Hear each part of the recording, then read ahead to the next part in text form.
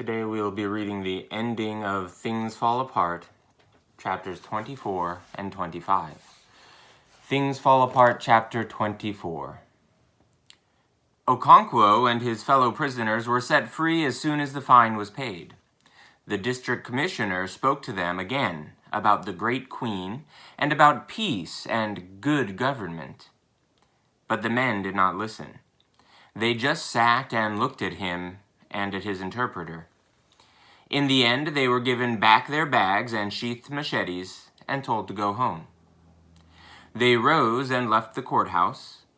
They neither spoke to anyone nor among themselves. The courthouse, like the church, was built a little way outside the village. The footpath that linked them was a very busy one because it also led to the stream beyond the court. It was open and sandy. Footpaths were open and sandy in the dry season. But when the rains came, the bush grew thick on either side and closed in on the path. It was now dry season. As they made their way to the village, the 6 men met women and children going to the stream with their water pots.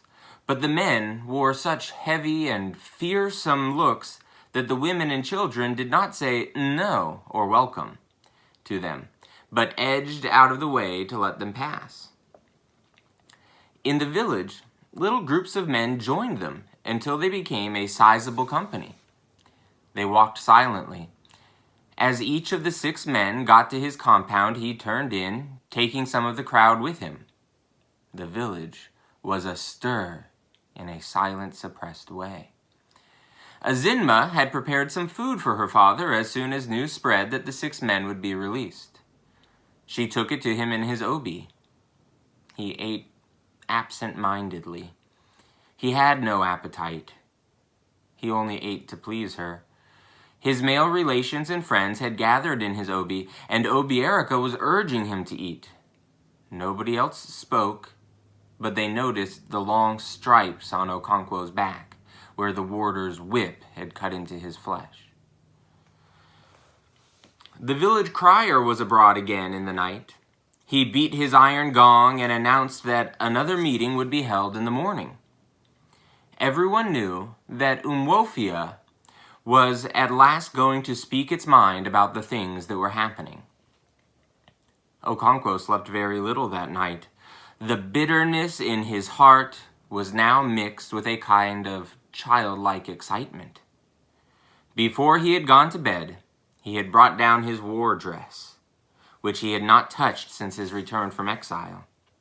He had shaken out his smoked raffia skirt and examined his tall feather headgear and his shield. They were all satisfactory, he had thought.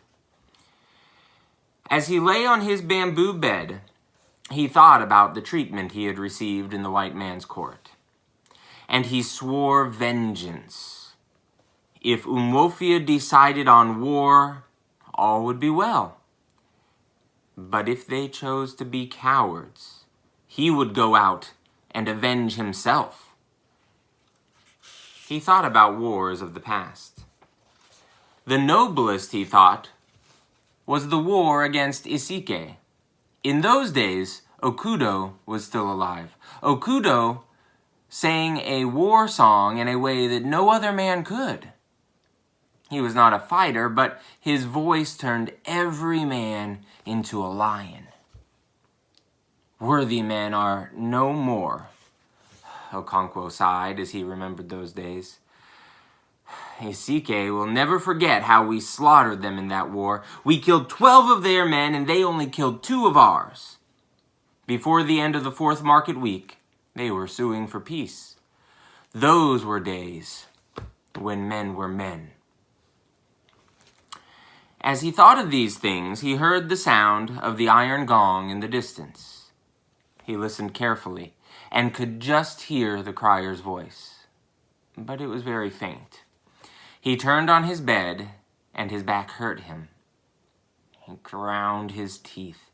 The crier was drawing nearer and nearer until he passed Okonkwo's compound. The greatest obstacle in Umwofia, Okonkwo thought bitterly, is that coward Iganwane.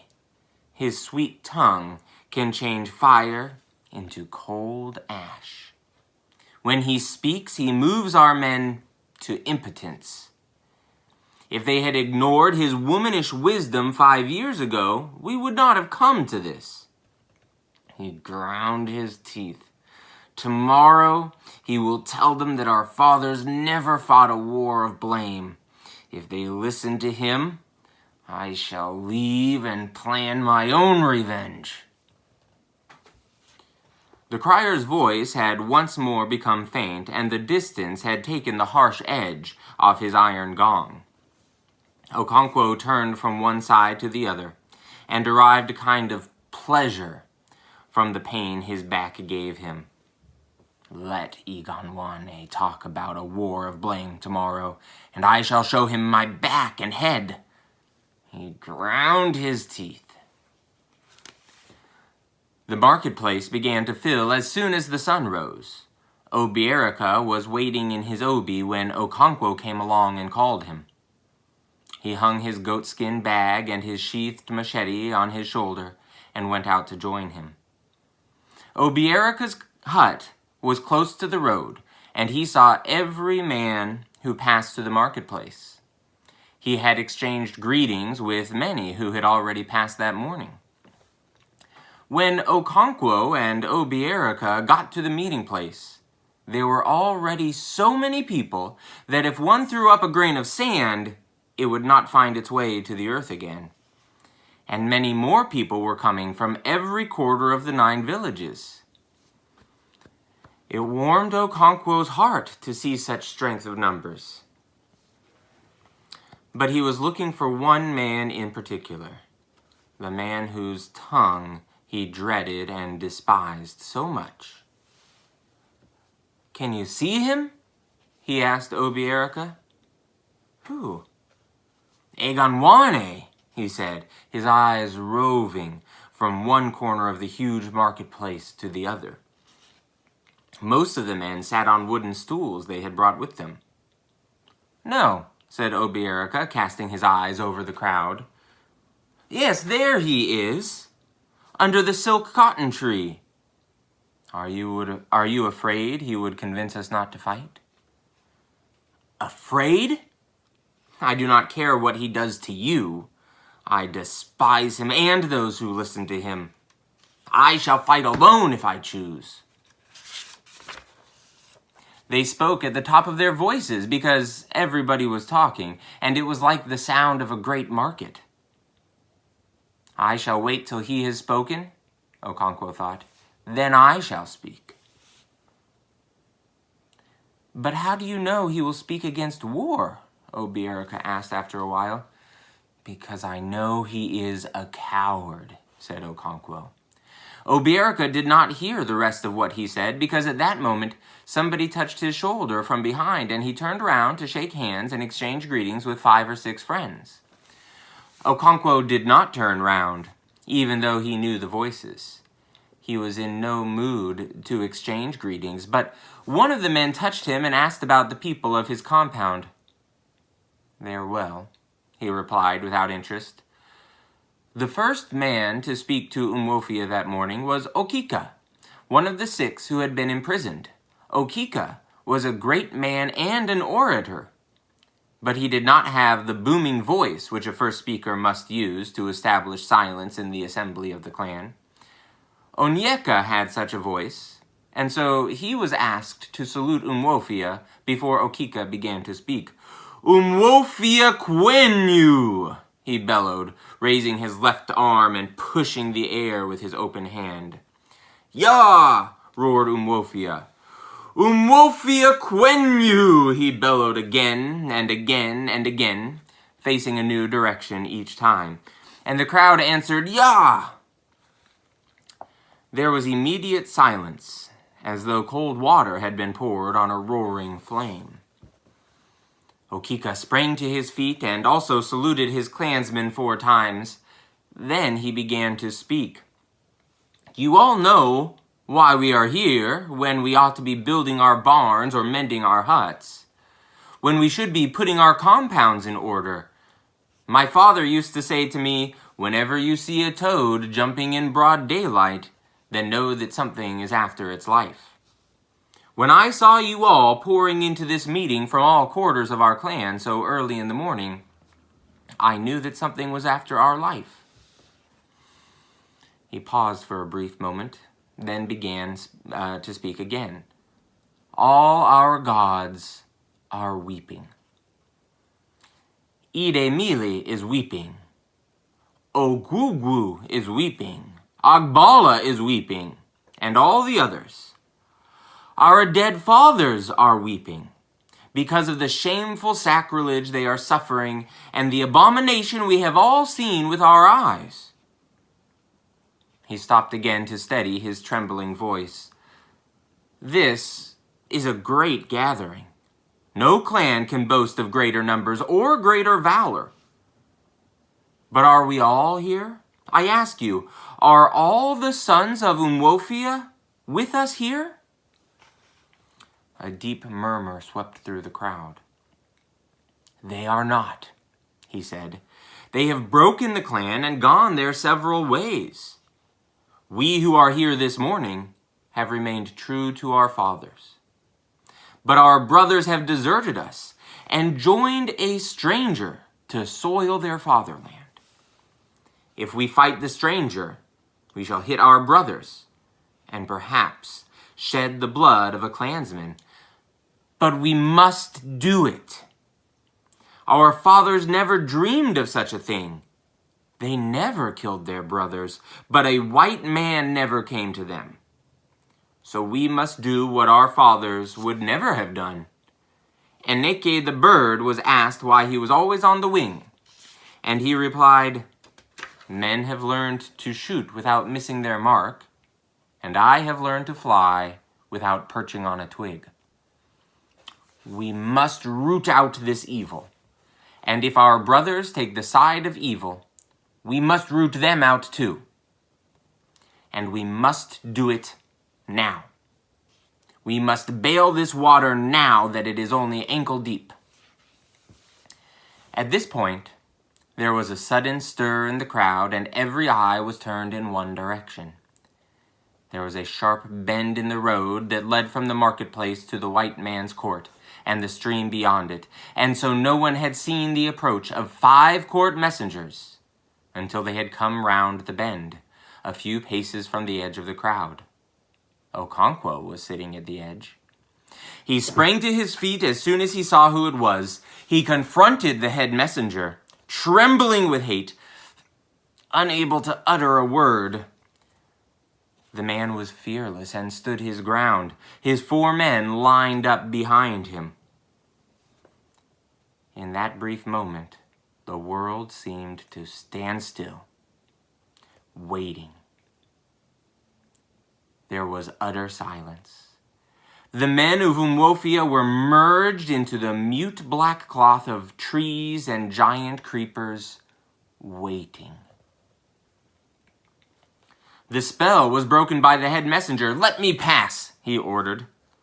"What do you want here?" "The white man, whose power you know too well, has ordered this meeting to stop."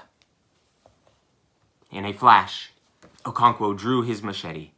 The messenger crouched to avoid the blow. It was useless. Okonkwo's machete descended twice, and the man's head lay beside his uniformed body. The waiting black cloth jumped into tumultuous life, and the meeting was stopped. Okonkwo stood looking at the dead man. He knew that Umwofia would not go to war. He knew because they had let the other messengers escape. They had broken into tumult instead of action. He discerned fright in that tumult. He heard voices asking, "Why did he do it?" He wiped his machete on the sand and went away. Chapter 25. When the district commissioner arrived at Okonkwo's compound at the head of an armed band of soldiers and court messengers, he found a small crowd of men sitting wearily in the obi. He commanded them to come outside, and they obeyed without a murmur. "Which among you is called Okonkwo?" he asked through his interpreter. "He is not here," replied Obierica. "Where is he?" "He is not here." The commissioner became angry and red in the face. He warned the men that unless they produced Okonkwo, forthwith he would lock them all up. The men murmured among themselves, and Obierica spoke again. "We can take you to where he is, and perhaps your men will help us." The commissioner did not understand what Obierica meant when he said, "Perhaps your men will help us." One of the most infuriating habits of these people was their love of superfluous words, he thought. Obierica, with 5 or 6 others, led the way. The commissioner and his men followed, their firearms held at the ready. He had warned Obierica that if he and his men played any monkey tricks, they would be shot. And so they went. There was a small bush behind Okonkwo's compound. The only opening into this bush from the compound was a little round hole in the red earth wall, through which fowls went in and out in their endless search for food.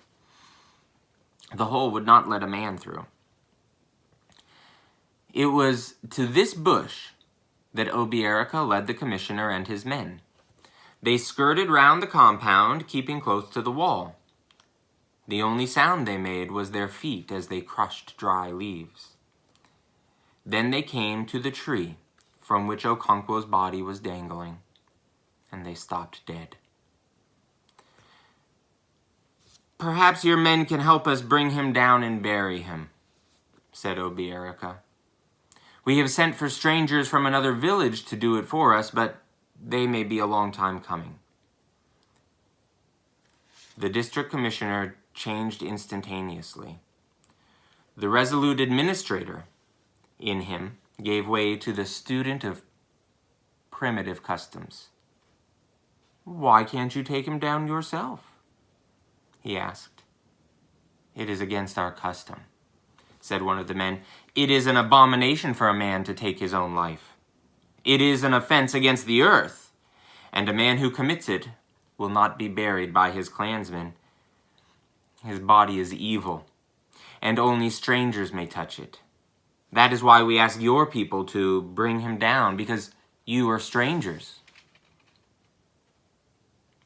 "Will you bury him like any other man?"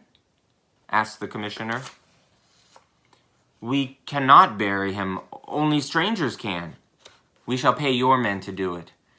When he has been buried, we will then do our duty by him. We shall make sacrifices to cleanse the desecrated land." Obierica, who had been gazing steadily at his friend's dangling body, turned suddenly to the district commissioner and said ferociously, "That man was one of the greatest men in Umwofia. You drove him to kill himself, and now he will be buried like a dog." He could not say any more. His voice trembled and choked his words. "Shut up!" one of the messengers said quite unnecessarily. "Take down the body," the commissioner ordered his chief messenger, "and bring it and all these people to the court." "Yes, sir," the messenger said, saluting. The commissioner went away, taking 3 or 4 of the soldiers with him. In the many years in which he had toiled to bring civilization to different parts of Africa, he had learned a number of things. One of them was that a district commissioner must never attend to such undignified details as cutting a hanged man from a tree. Such attention would give the natives a poor opinion of him. In the book which he planned to write, he would stress that point. As he walked back to the court, he thought about that book. Every day brought him some new material. The story of this man who had killed a messenger and hanged himself. would make interesting reading. One could almost write a whole chapter on him.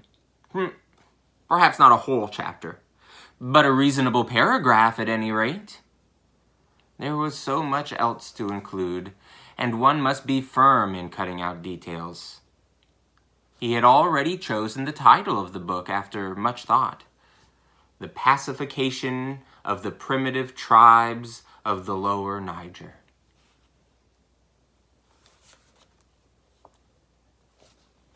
The end of Things Fall Apart.